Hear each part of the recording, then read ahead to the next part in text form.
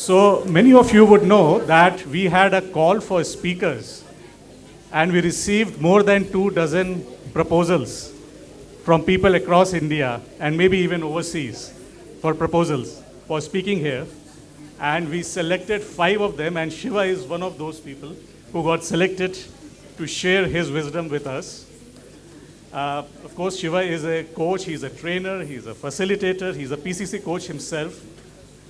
Most importantly, for this session, he teaches biomimicry and design thinking in IIT Madras. And that is what he is going to talk to us about today. Biomimicry and design thinking in coaching. Good afternoon. I'm going to introduce biomimicry to you, maybe establish one or two connections.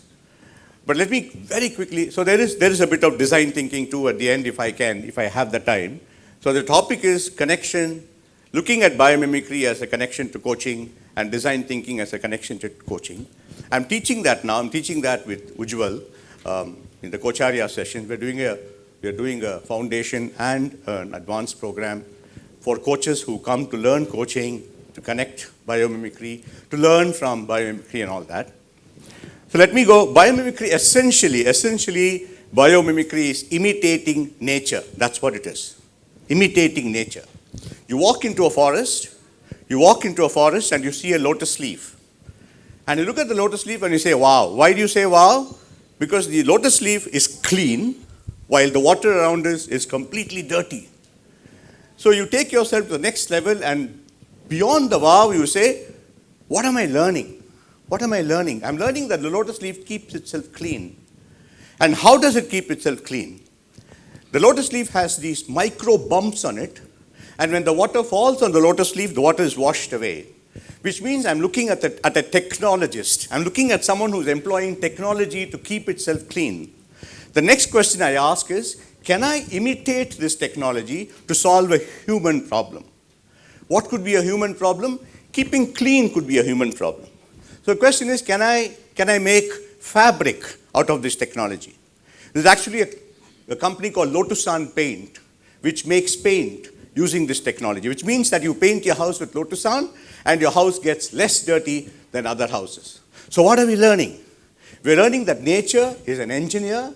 Nature has solutions that we can imitate. So what I'm going to present to you now is what is biomimicry, and maybe one or two ways, a process to get out of nature what we want. Right? That's going to be the presentation. Please ask me any questions. What we'll do is about 20 minutes of this, and then some questions. If there is no time, then we'll do design thinking at a later time. Why I am here is because of this belief that there's something called intersections. Intersections means when two ideas come together, a third idea is born, which is why we are hoping that at the end of 1 year, 2 years, 3 years, whatever, every one of us in this room can find intersections between biomimicry and coaching, right? Because we believe that when two ideas come together, a third idea is born. This is a classic example of intersection. It's called the Cirque du Soleil, which is an intersection between theater and circus. So therefore, if you go to Cirque du Soleil program, you will find Romeo and Juliet on a trapeze, right? So intersection. So therefore, what we are really looking at is, I'm learning biomimicry, I'm learning design thinking, I know coaching, can I intersect? Can I come back with new ways of coaching, new ways of looking at coaching? So now let's look at what is biomimicry. Biomimicry is a practice that learns from nature and mimics so therefore you learn from nature and you mimic the strategies of nature in order to solve problems. So the operative word here is learning from nature, not learning about nature. So for instance, the next slide is clearer. So this is, if you are a biology student, that's what you will learn. You will learn what tree it is, you will learn it's a medium-sized tree, you will learn what leaves they are, you learn what is its range, you learn what's used of the tree, etc. But suddenly you're saying, wait, I just don't want to learn about nature. I want to learn from nature. So you look at a tree and you say, what can I learn from it? And look at that. You learn that the tree employs a strategy to humidify air. The tree employs, the leaves capture solar energy, which means there is some technology going on. Limbs create structural support, and the trunk moves water against gravity. So in the campus at IIT Madras, we tell our students, listen, there's this guy who's carrying this 20-liter can 4 stories away on his shoulder. Can you not look at the engineer in front of you, at the tree in front of you, and find out what it does? I'm not saying it's going to happen overnight, but I'm going to ask the student to look at the tree as an engineer. The way you look at the tree, right? Look at the tree and say, it gives me shade. Look at the tree and say, I see an engineer. So in the campus, if there are 10,000 students now, that is wrong, because there are million engineers in campus. Every tree, every deer, every monkey, everything has got a strategy that they are fulfilling. And what is that? So why am I saying biomimicry and coaching? Because I look at biomimicry as 3 things. Nature as a model, which means that I examine nature's models and I imitate them. So nature for me is the model. I need a model. I need a model. That's a model. I can build from it. Nature as measure. So I measure my own self, saying, nature is 3.8 billion years old. It's a great teacher. Very, very ancient, very wise teacher. Can I measure my learning against the measure against nature? And nature as mentor, because we learn from nature, not find out what we can exploit from nature. So nature as mentor, model, measure, right? Ask me all the questions, but just hold on, let me finish the presentation so you get a sense of what we are saying.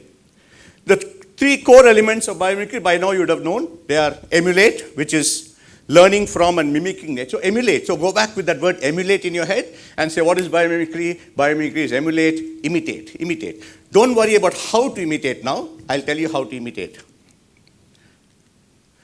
Ethos, look at that line there, okay? Creates conditions conducive to life. Nature doesn't destroy things. Nature does not produce toxic materials. So can everything grow along with me is the ethos. Ethos means aspiration of biomimicry.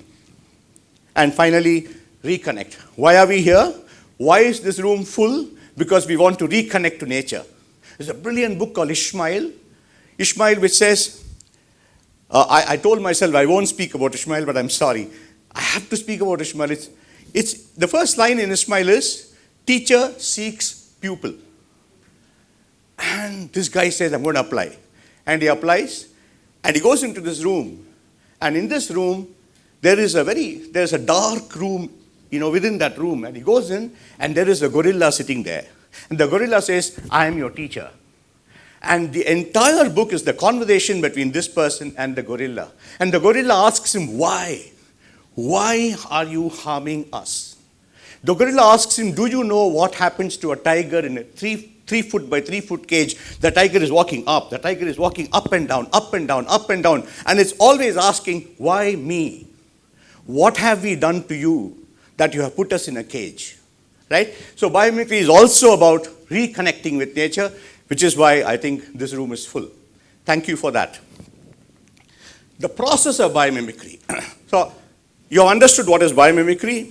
Biomimicry is looking at the strategies of nature, imitating those strategies to solve problems in the human world.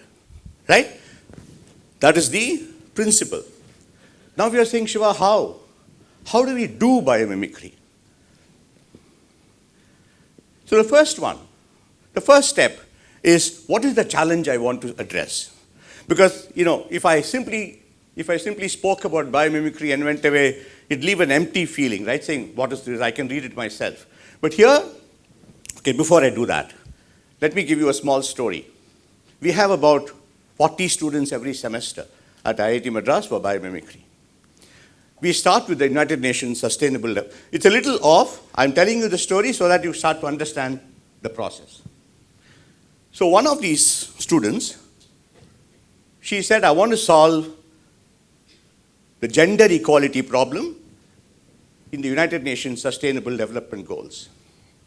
Then she did her research on gender equality and found that 14-year-old schoolgirls, poor schoolgirls, are not able to continue schooling because there is no menstruation facilities in schools. So she said, this is where I want to solve the problem. And then we helped her define the problem, which is, how do I help menstruating schoolgirls continue schooling? Now stay with me, please. Little complicated, but it's not really complicated. So now you have a problem to solve. But we insist that she looks at nature to solve the problem. And this is where the genius of nature comes in. Now this girl, she's not a very creative, it's nothing to do with creativity here, just the process. Next step, ask the question about menstruation. That is, menstruation is about keeping clean and keeping dry. So she extrapolates menstruation to say, what is menstruation? Menstruation is keeping clean and keeping dry. And the next question is the magic question. She says, what in nature keeps clean and keeps dry? And I'll show you a page called asknature.org where there are 1,800 organisms whose functions have been outlined. And from those 1,800 organisms, she picks up 3 organisms, the morpho butterfly and 2 others, which keep itself clean and dry. And from there, she picks up the strategy and comes back with a sanitary napkin that need not be changed the entire day, which means the 14-year-old schoolgirl can still go to school without worrying about menstruation facility.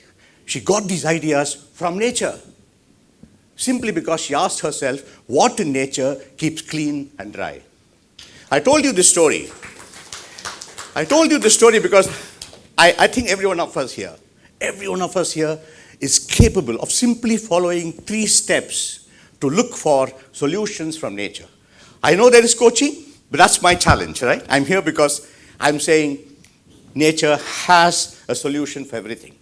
So let's see this now. Now remember this story. In the light of this story, now what you're going to learn is saying, Shiva, thanks. We won't meet you again, but we know what to do, right? So 3 steps. Step 1 always starts with the problem. What is the challenge I want to address? Always, right? Second step is critical. Second step is, what is the challenge I want to address? So the coachee comes to you and says, I'm stressed out. Now, you can offer the coachee several ways in order to handle stress. I know that all of you are well versed in coaching. Stress is something that you do all the time, you coach for all the time. But here is an opportunity to look for, constantly we are looking at the normal way of solving the problems. Here's an opportunity for us to look at a different way of solving the problem, that's all. Biomimicry offers you a new way to solve the problem, that's all, right? So now, what is the challenge? What should be the third question? What in nature? Brilliant. How does nature solve this problem? How does nature? Now, once you say, how does nature solve the problem, you go to, can you just do that? Ask nature. I just have a page for you. Internet. Just go to the internet, please. Let it be here. You must tell me how I'm doing on time, okay? So look, this is the page. So in this page, go to Ask Nature. So what are you doing? You said, how does nature solve the problem? Right? So you'll have to ask, what in nature solves the problem? What in nature? So asknature.org is a page with 1,000 search strategies. Search strategy.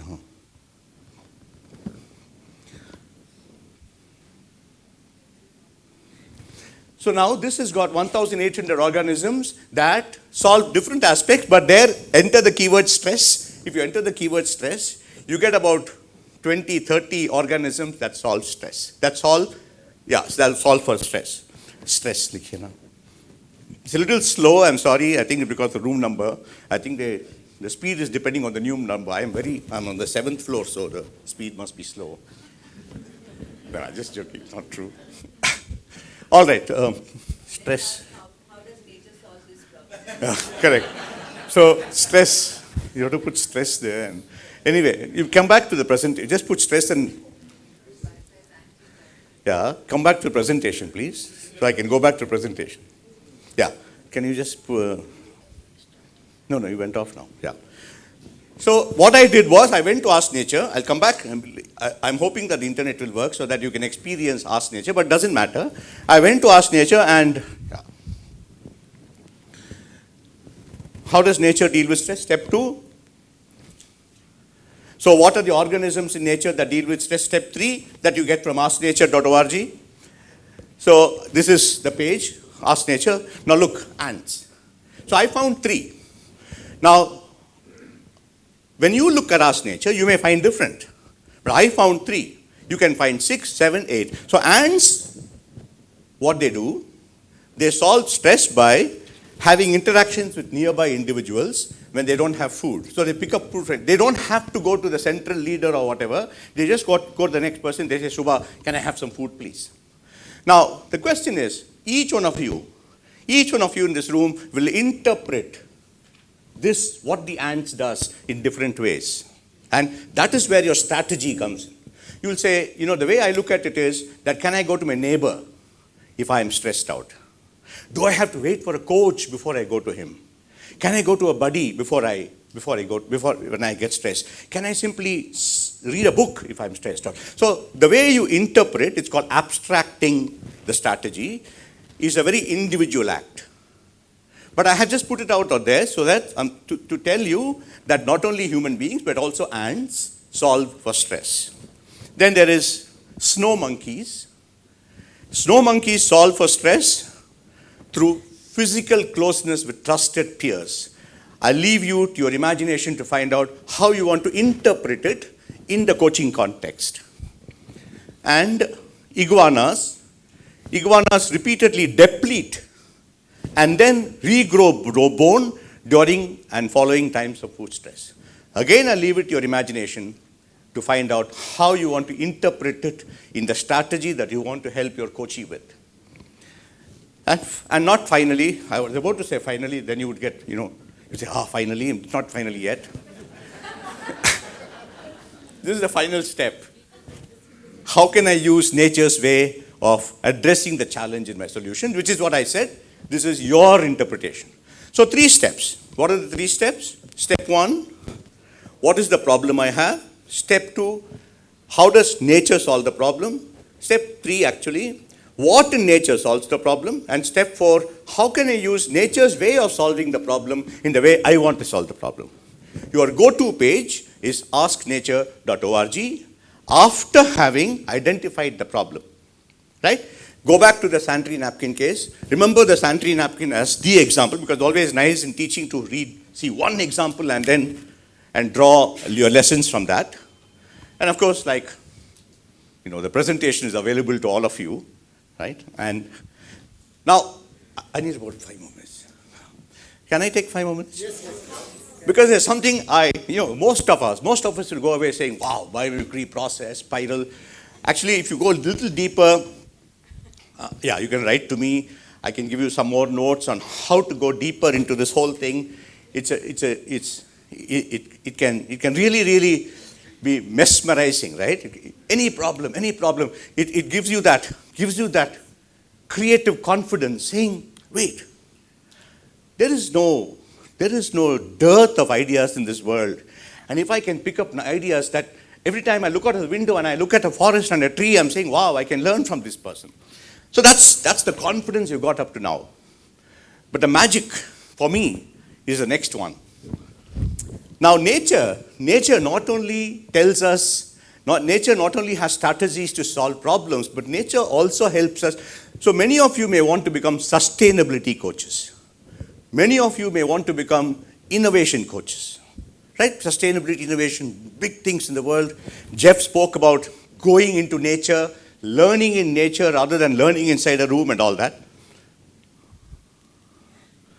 So this is the final step for you, okay? How can I deal? So I'm going to leave you in suspense. And write to me, this is where I said intersections, because in this room, if there are 70 people, there are going to be 70 intersections of interpretations of all these 3.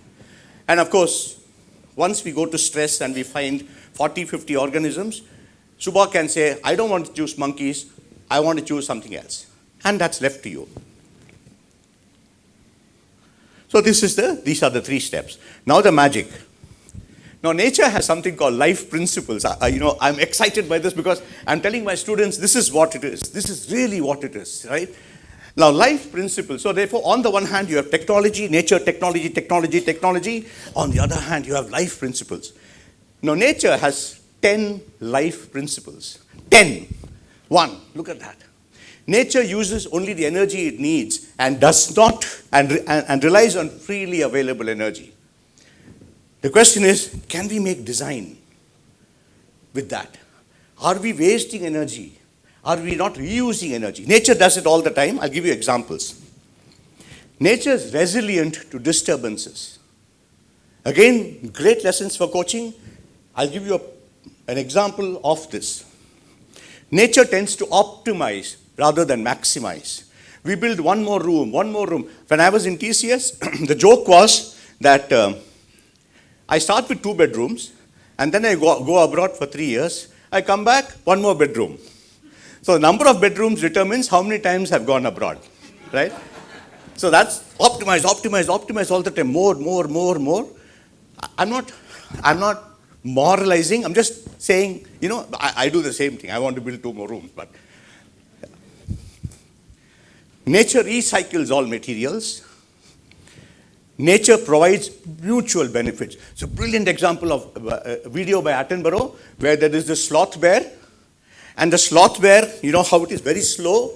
It's sitting right on top of the tree. But every day without fail, in spite of it being, what's that bird? In spite of it being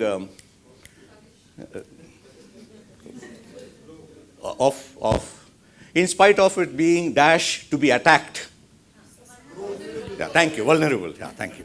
Vulnerable to be attacked. It comes down religiously every day and defecates near the tree and goes back up simply because it is telling the tree, thank you very much for providing me shelter. Now here is the manure that you can use, the nutrition you can use from my defecation. So nature provides mutual benefits.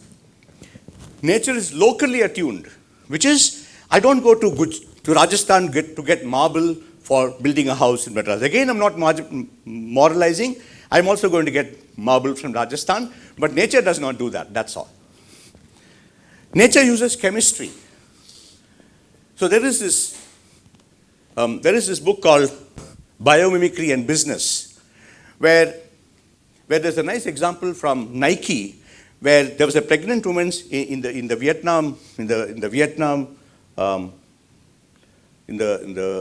Vietnam branch of Nike, and she falls and she faints, and they ask themselves, why did the pregnant woman fail? And the creativity department of Nike goes into details and say the fumes from the glue that shoes are used causes that smell. And then they invite Janine Benyus. Remember the name Janine Benyus? She's the one who started the term biomimicry. It'll be amiss on my part if I don't mention her name.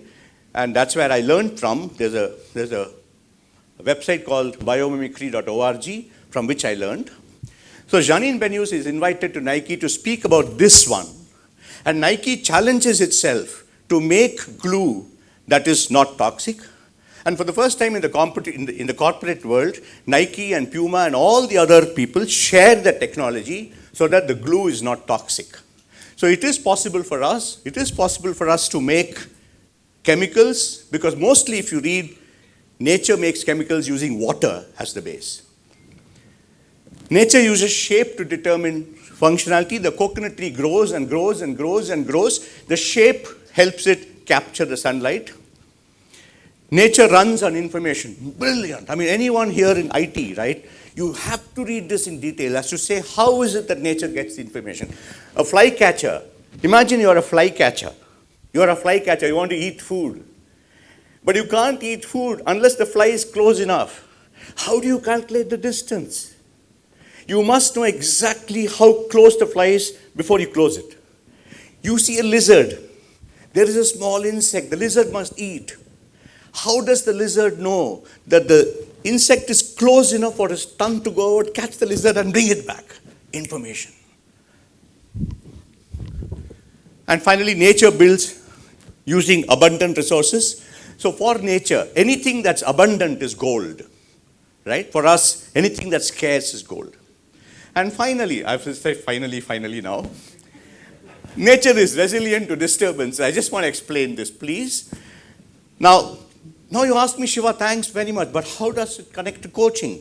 Now, each of these principles you can connect to coaching. I just thought that I'll connect this particular principle to coaching simply because this is one of the principles I know very well. Yeah? So, nature is resilient, diversity, these are the aspects of resilience, right? Diversity, redundant. How does nature provide for diversity? How does nature provide for redundancy and all that?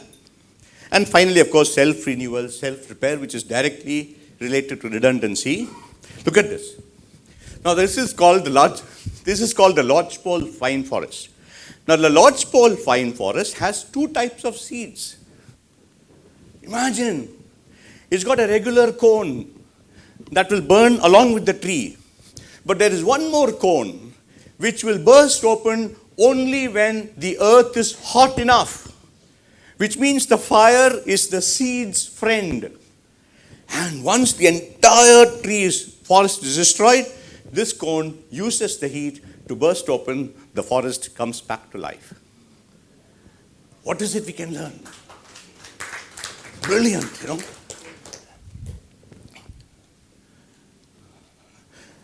So each tree produces many cones.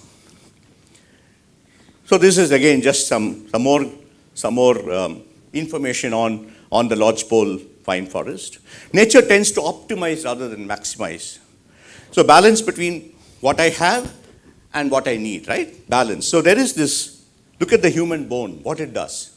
I'm not a doctor, but you don't have to be a doctor to understand this. Sorry, anyone doctor here? No. No, because it's so simple. Look what it's not. You must understand. 3 years ago, I did not know biomimicry. 3 years ago, I did not know it. I came here for 25 minutes to tell you that every one of you, and most of you, many of you, all of you, will become better than me in biomimicry because it's so easy.